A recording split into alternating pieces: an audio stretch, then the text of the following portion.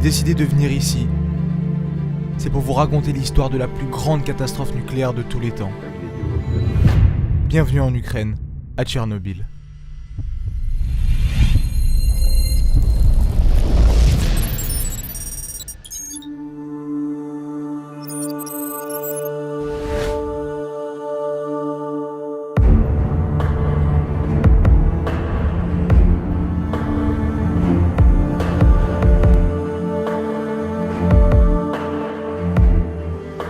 Je vais donc vous expliquer ce qui s'est passé ici le 26 avril 1986. Trois ingénieurs étaient en train de faire des tests à la centrale de Tchernobyl. C'est la seule centrale du coin et d'ailleurs c'était pour ça que Tchernobyl était connu. C'était pour cette centrale qui permettait d'alimenter en électricité plus de 2 millions de personnes. Le principe d'une centrale nucléaire, c'est de faire descendre des barres d'uranium dans de l'eau.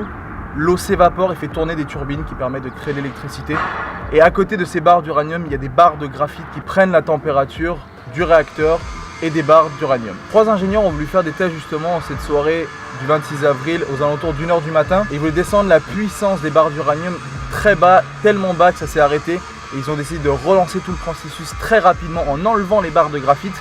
Et là l'uranium a commencé à beaucoup trop chauffer, ils n'étaient pas au courant parce que ces barres de graphite prenaient la température. Quand ils ont voulu redescendre ces barres de graphite, ça a augmenté de 100 fois la pression dans le réacteur 4 et c'est ce qui a créé l'explosion. Le capuchon qui recouvrait ces barres d'uranium s'est soulevé de plus de 30 mètres dans le ciel et est retombé, sachant qu'il pesait 1200 tonnes. Ça a tout simplement éventré le réacteur 4 et ce qui a libéré le nuage radioactif.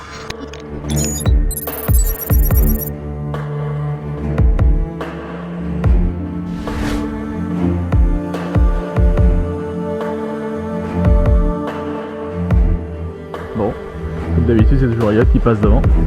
Je vous explique où on est dans un ancien magasin. Ils appellent ça des magazines ici. C'est un ancien village qui est forcément abandonné. C'est très bizarre parce qu'on a entendu une petite musique.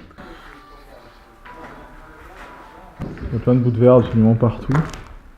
Donc là, j'ai des rangers hyper résistantes.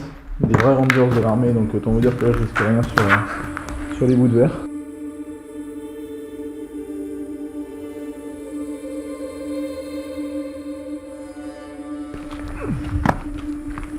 C'était un ancien palais de culture. Alors d'accord, j'ai déjà vu ça. C'est assez connu parce qu'en fait il y a cette pancarte en russe au-dessus. Je ne saurais pas vous dire ce que ça veut dire, mais... Pour ceux qui parlent russe, vous pourrez m'aider tout au long de cette vidéo, je pense.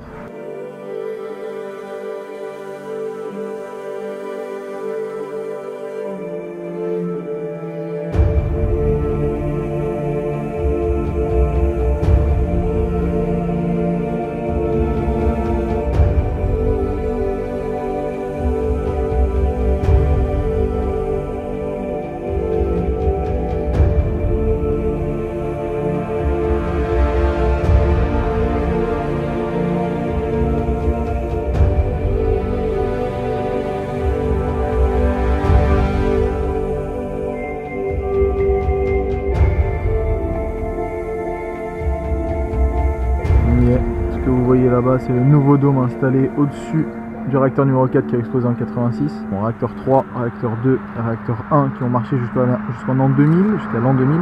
Ce que vous voyez à droite là-bas, c'est le réacteur 5 et 6 qui était censé être mis en place, qui était pendant la construction quand il y a eu l'explosion. Et il devait y avoir 12 tours de refroidissement. À la base, c'était ce lac que vous voyez là, qui est un lac artificiel qui prend l'eau du village de Pripyat, de la ville de Pripyat, qui alimentait justement la centrale, donc les 1, 2, 3 et 4, et ils devaient construire 12 nouvelles tours de refroidissement. C'est de là que s'est échappé le fameux nuage radioactif qui s'est étendu jusqu'à la France, jusqu'à l'Angleterre, la Suède, la Norvège, l'Italie, la Corse, évidemment la Suisse aussi. Et ça me fait bizarre parce que ça fait presque d'une semaine que je regarde à peu près tout sur Tchernobyl, que j'ai lu des livres, que j'ai regardé comment comprendre la radioactivité, et là je me retrouve devant cette centrale qui a explosé il y a exactement 31 ans. C'est quelque chose. Il ne faut pas rester longtemps, c'est assez radioactif ici. Dites bonjour aux poissons de Tchernobyl. Faut savoir qu'il y a une histoire ici, ça c'est tous des poissons-chats, et en fait il y a un poisson-chat dans ce truc. Normalement ça c'est la taille normale, sauf qu'il y en a un qui fait 2 mètres, donc je vous laisse imaginer. Mais il dort encore. Mais il dort encore à cette heure-là. Ah oui. Ah oui. Faut pas tomber dedans, hein.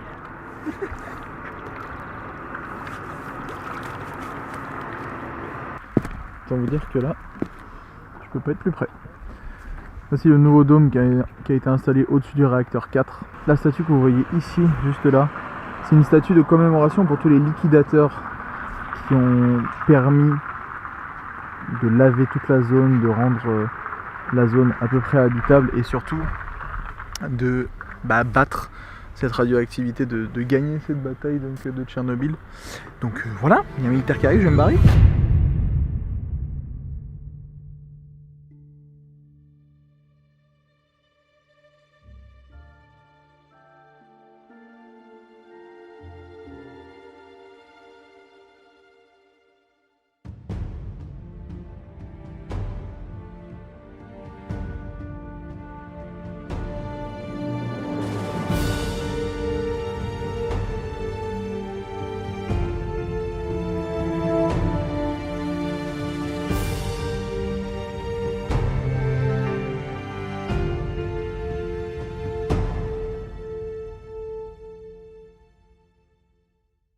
La ville de Tchernobyl se situe à 12 km de la centrale, mais la ville la plus proche que la plupart des gens ne connaissent pas, c'était Pripyat. C'était la ville où vivaient tous les ouvriers de la centrale, ainsi que les femmes des ouvriers. Il y avait exactement 47 500 habitants dans cette ville. L'explosion a eu lieu le 26 avril 1986 à 1h23 du matin. Les autorités savaient qu'il y avait eu une explosion, ils ne savaient pas exactement ce qui s'était passé et surtout la population de Pripyat n'a pas du tout été prévenue qu'il y avait de la radioactivité dans l'air, que c'était dangereux et que tout simplement ils risquaient leur vie en sortant juste de leur maison à Pripyat. La journée du 26 avril se passait totalement normalement à Pripyat et les gens sortaient, ils allaient faire leurs courses, tout allait bien.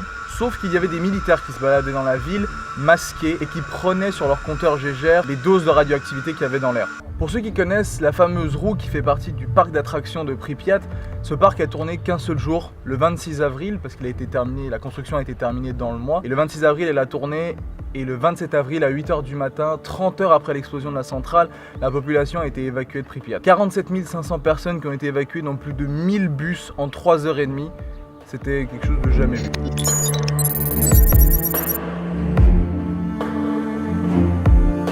Nous venons d'arriver dans la fameuse ville fantôme de Pripyat qui se trouve à moins de 3 km de la centrale.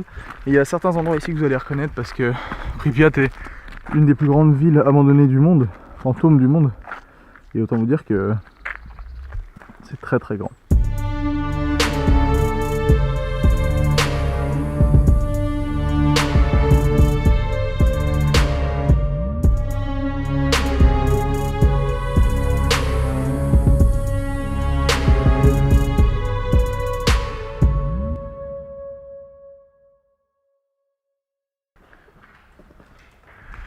Derrière moi en fait c'est un ancien centre commercial, vraiment un marché, le marché principal de Pripyat.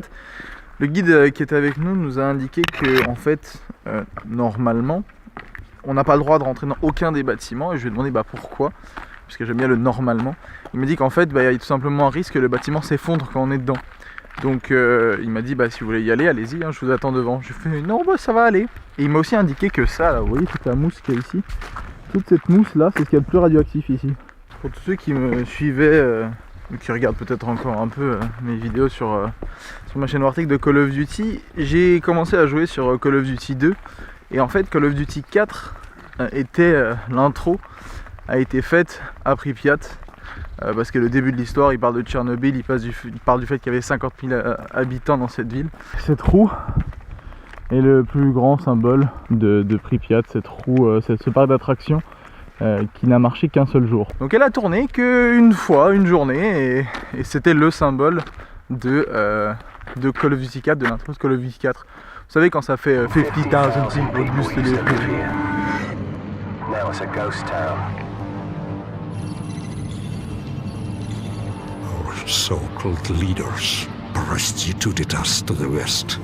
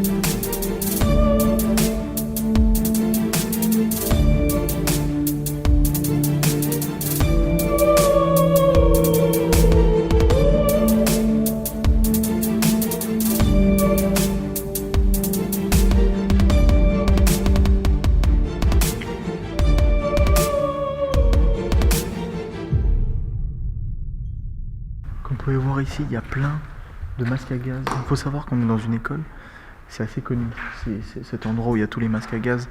En fait, à l'école ici, ils sont habitués en cas de guerre, en cas de crise nucléaire, en cas d'accident nucléaire, à mettre des masques dès leur plus jeune âge. Et ils sont également entraînés, surtout les garçons, à assembler une AK-47 à partir de 10 ans. Et c'est toujours en vigueur, encore aujourd'hui en 2017 en Ukraine, de savoir mettre des masques à gaz et de savoir assembler une AK-47. Là, du coup, vu qu'on est dans une école, on va aller voir un petit peu les salles de classe. Enfin, voir les salles de classe, ce qu'il en reste. Ah oui. Ah oui, oui, oui. On se retrouve là dans une ancienne classe de physique. Il y a encore tous les trucs sur les tables, etc. Et c'est ouf parce qu'il y a encore plein d'ustensiles du coup de calcul de physique, surtout celui-ci là.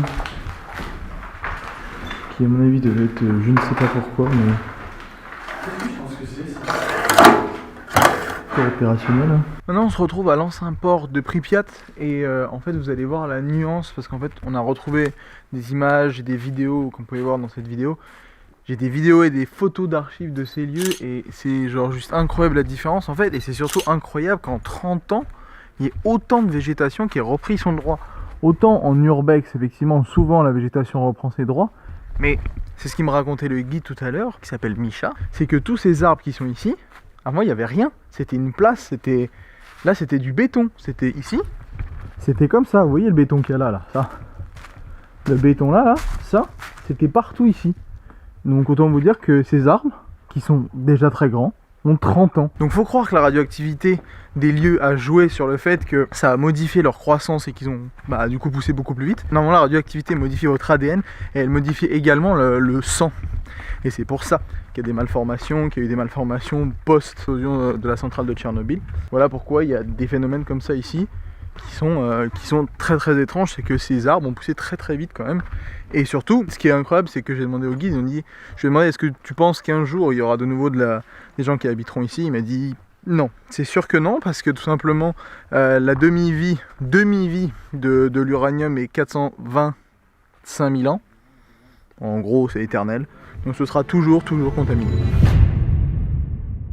Pour vous parler un petit peu des mesures de la radioactivité, à l'époque et même encore aujourd'hui dans la région, on parle de Röntgen.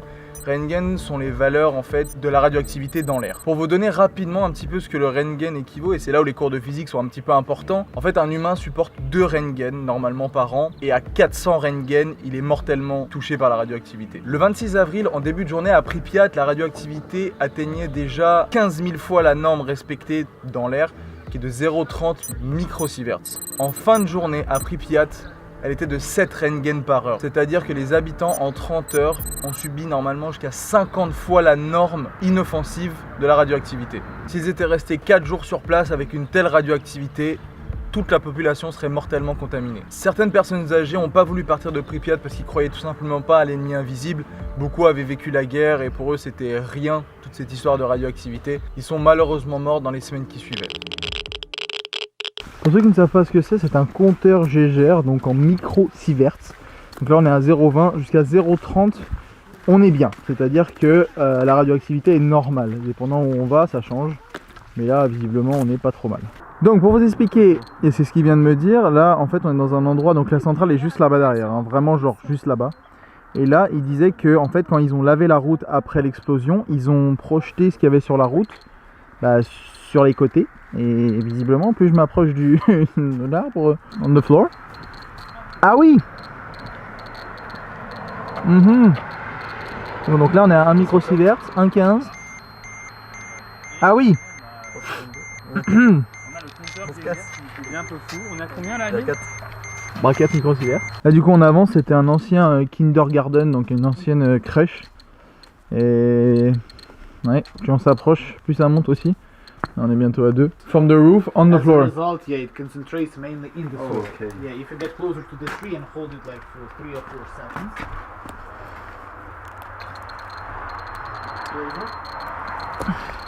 Est-ce qu'il va encore s'exciter? Ah oui. Oui, non, bah là on est à 1. Ah oui. Ah. Donc en fait, ce qu'il disait, c'est que la radioactivité était donc lavée des murs et elle est donc très proche des bâtiments. Donc devant et derrière les bâtiments, c'est très radioactif. Dans les bâtiments, pas du tout. Enfin, pas du tout. Un peu moins. On est à combien là ? 40. 0,40, donc ça va. Là, ça va. Ah oui. C'est un petit peu flippant, oui. Ouais, ça fait très film d'horreur, effectivement. C'est là où on se rend compte de ce qui s'est passé ici, c'est qu'il y avait vraiment des gens en fait. C'était pas juste abandonné comme ça l'est maintenant. Il y a 30 ans, il y avait de la vie. On est en train d'aller à une tour de refroidissement qui devait servir aux réacteurs 5 et 6 qui n'ont jamais fini d'être construits.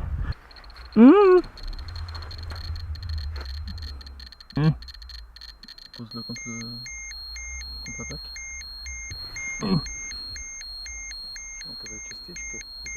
Hein? Ok, on va pas rester longtemps. Dans les années qui ont suivi, plus de 600 000 personnes, que ce soit des civils ou des militaires, sont passées à Tchernobyl pour liquider la ville de toute radiation. C'est pour ça qu'on les a appelés d'ailleurs les liquidateurs. Certains avaient des boulots plus simples, comme tout simplement nettoyer les maisons avec de l'eau très chaude pour enlever la radiation des maisons. D'autres devaient se promener dans les forêts et tuer tous les animaux qu'ils croisaient parce qu'ils étaient eux-mêmes mortellement irradiés. Et s'ils mordaient des liquidateurs ou des civils tout simplement, ça pouvait les affecter à vie. D'autres liquidateurs avaient un travail beaucoup plus dangereux, comme des mineurs qui ont dû creuser un tunnel de 130 mètres sous la centrale pour y déposer un énorme bloc de béton pour éviter que l'uranium s'infiltre dans le sol et tout simplement irradie l'eau et les sols environnants.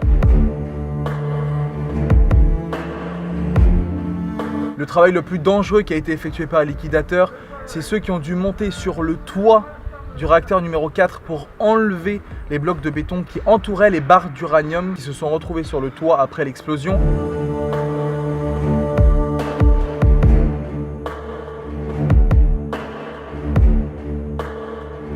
Chacun de ces blocs avait une radioactivité de 3500 Röntgen et devait les débarrasser soit à la pelle, soit à la main avec des armures de plomb.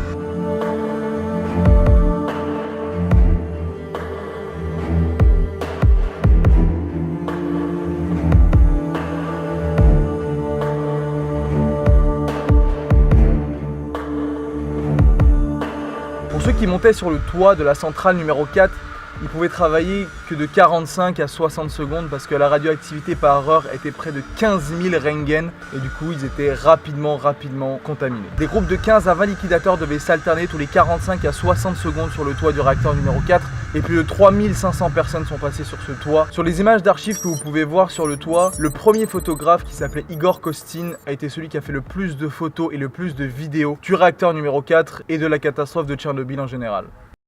Tchernobyl 2, qui se trouve dans la zone de 30 km autour de la centrale, est un endroit où il y avait un énorme satellite qui servait à la fois de calculer la radioactivité dans l'air, mais également de vérifier si des missiles américains étaient envoyés dans la zone. C'était quand même pendant la guerre froide, toute cette histoire de Tchernobyl. Aujourd'hui, il n'y a plus aucun satellite sur ces antennes, elles ont toutes été rapatriées en Russie.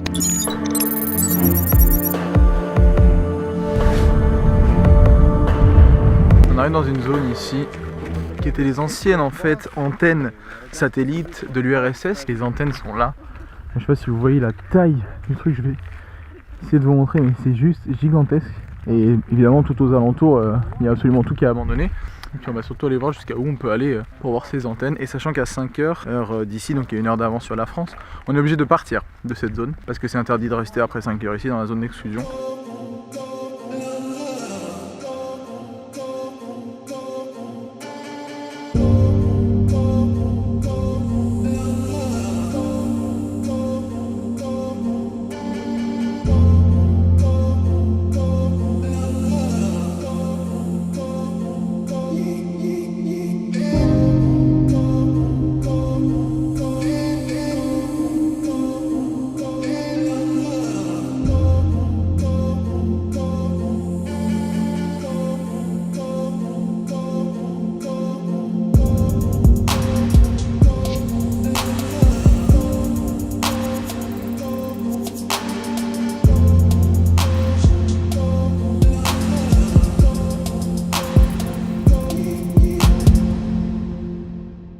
Autour de la centrale de Tchernobyl, une zone de restriction de 30 km a été mise en place Donc toutes les personnes qui vivaient dans cette zone ont été évacuées et déportées dans les villages d'à côté. Aujourd'hui, il y a encore des gens qui travaillent dans la centrale et entre civils et ouvriers, il y a 8000 personnes qui vivent encore dans cette zone de 30 km autour de la centrale. On a pu rencontrer une grand-mère de 83 ans qui nous a beaucoup attendri, je dois dire, et qui, elle, cultive toute sa nourriture dans les sols irradiés autour de Tchernobyl. Elle nous raconte un petit peu son histoire. Здравствуйте, гости. Добрый день. Заходите. Гостям будете, чай попьете. Стара людина. Ходіть. Заходьте. Матка кинула в 9 років, мене кинула і Соню, я до 9 років було. Так я не знала, що так я хліб посадила і грибів п'єш. Ну що 9 років. А матка кинула, пішла замуж, то мою чоловік Домонтов, виселяли в Крим його, той Домонтов. Так вона не поїхала в Крим, а приїхала сюди. А де вона буде жити? У вас двоє дітей, так? Матері було Було двоє. двоє. А в мене хлопчик, де хто вмер 2 годики. Тож тепер хоче синок мазати. А наняти тут нема кому. Нема кого наняти. Ну, вона біленька, бабця, вона ще... Ні, я мазала сама. Ви саменькі підмазали. І все, і злують. А що ви злуєте? Як я прожила, не дай Боже, ви за батьком чи за маткою, а я за ким? Так і жила, але спасибо ти за цих людей. Тепер мені не шкода ні хліба, вони привозять хліб, там от таких відих. На Київ, привозять нас у Київ, на цей концерт. Ой, нас це під руки ведуть, так це з зони, я думаю, що воно з рогами з зони. Куди нас переселили? Нас привезли зразу, ми були літо у Капілові. Капілов, теж Макаровський район. Капілов. А тоді нам построили домики, мені дали, там мені дали, і, як вам сказати, от цієї ложки, і трумо, і, ну, в общем, усе подавали, і шкафи, ну, і кроваті, і в мене була хата завжди, і ще мені ковру накидали були. Так я людям пороздавала. Да той бригадир каже, як ми дамо тиждень, вони нам не дадуть, Ганна дасть. Так я йому поддавала ті коври. Одна прийшла, де твої коври? Я закопала, а тоді кажу, откопаю, як вже ну, пройде аварія. Каже, я приїду, що вам дров наріжу. Приїжджай, синок. Я говорю, ти ж грошей не береш, а баба горілка щось. Я теж голод перетерпів такий, що кажуть, тепер радіація. Тоді була радіація, тоді люди пухли. У кого корові були, їх не пухли, бо молоко було за сир, за що їли, а так же що? Щоб такого быстрее тоді пішла. В одній тюрмі не була, як була, дояркою була це ще. У Шовкунах була, такі були шовкуни кокані, називалися, вони шовк виробляли. А тоді вже як оце, вже було теперішки, і тут завели і нутрії, і тих кролів. І курі завезли, тільки я й курі заглядала, і нутрії ті. Ну я ж вам кажу, що в одну... і свині заглядала. Тут в одній тюрмі ще не було. Як є попасти вже, гуд мав, я вже не попаду в тюрму. On est maintenant, donc, comme je vous disais, chez une grand-mère qui est partie d'ici quand il y a eu l'explosion de la centrale à Tchernobyl et qui est revenue 1 an après. Et elle nous expliquait un petit peu qu'est-ce qu'elle a fait en attendant et comment elle cultive tout ici parce qu'elle est dans un petit village. Elle arrive derrière moi d'ailleurs. Elle est dans un petit village où il n'y a personne, il n'y a jamais personne qui passe pour amener à manger, etc. Donc elle fait elle-même son pain, elle fait elle-même ses cornichons dans cette terre, donc comme je vous disais, qui est contaminée quoi. Et, visiblement ça n'affecte pas la nourriture et on se disait avec Elias, on s'est dit mais dans quelle situation je suis? Je suis en plein milieu de l'Ukraine, à côté de Tchernobyl, dans une maison, une mamie de 83 ans qui est partie à cause de l'explosion de la centrale et qui nous fait manger ses pommes de terre et ses cornichons, qui nous accueille chez elle. Elle récupère sa propre sève des arbres pour ensuite en faire un jus, où visiblement elle rajoute du citron et elle boit. Voilà. Comme je disais, elle a 83 ans, elle s'occupe de toute la maison, elle a ses propres poules, elle avait une vache, je crois qu'elle a plus de vaches malheureusement, mais elle a ses propres poules. Et j'avais vu, parce que j'ai déjà vu cette mamie, cette grand-mère dans un autre reportage, où justement des fois il y a des renards et tout qui viennent pour attaquer ses poules, et elle les tue elle-même à coups de bâton. Voilà, à 83 ans, et elle s'occupe d'elle et de sa sœur qui est handicapée depuis 4 ans. Donc, oui. Là où elle fait sa vodka en fait là. D'accord, donc la maison là, là, celle-là là, Oui, oui, la petite. c'est là où elle fait sa vodka, donc on va aller voir ça. Elle fait tout ici.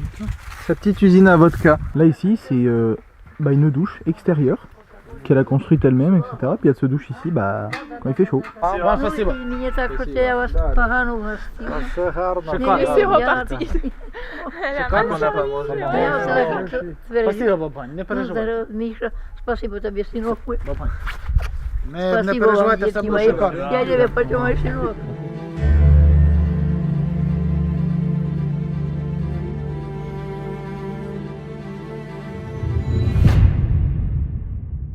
Les conséquences de la radioactivité sont connues mais encore un peu floues. Ce qu'on sait, c'est que ça provoque des maladies comme des cancers. Et pour ceux qui ont été mortellement irradiés, les premiers ont été les pompiers qui ont intervenu à la centrale de Tchernobyl. Certains avaient carrément leur organe interne qui se liquéfiait.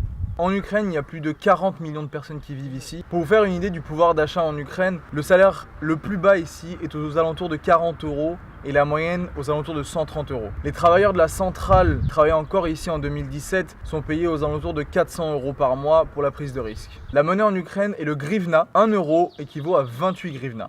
Dans les alentours de Tchernobyl, il n'y a que 2 hôtels. Nous, on est resté dans le meilleur des deux. Et quand on se rend compte un petit peu de l'état de l'hôtel, il était très propre et simple. On se rend compte du décalage avec nos vies et nos hôtels à nous en France. Il y a quand même une très très grande différence. Le 26 avril 1986, à partir d'1h24 du matin, le nuage radioactif partant de Tchernobyl s'est propagé un petit peu partout en Europe et dépendait surtout de la direction des vents. Les premières anomalies radioactives dans l'air ont été détectées en Suède et c'est eux qui ont donné l'alerte. Ils ont rapidement compris qu'il y avait eu un accident quelque part, mais où ? Du coup, ils ont contacté la Pologne, les pays scandinaves et évidemment l'URSS. Encore aujourd'hui, dans les récoltes en Corse et en Alsace, on peut retrouver les 2 isotopes les plus radioactifs de l'uranium, le césium-137 et l'iode-135. Et voilà, on arrive à la fin de cette vidéo. J'espère que cette histoire sur Tchernobyl vous aura ému et autant intéressé que moi. Pour ceux qui veulent plus d'informations, je vous mets plein de liens et d'articles dans la description. N'hésitez pas à partager votre ressenti de cette histoire dans les commentaires et je vous dis à très bientôt pour une nouvelle aventure.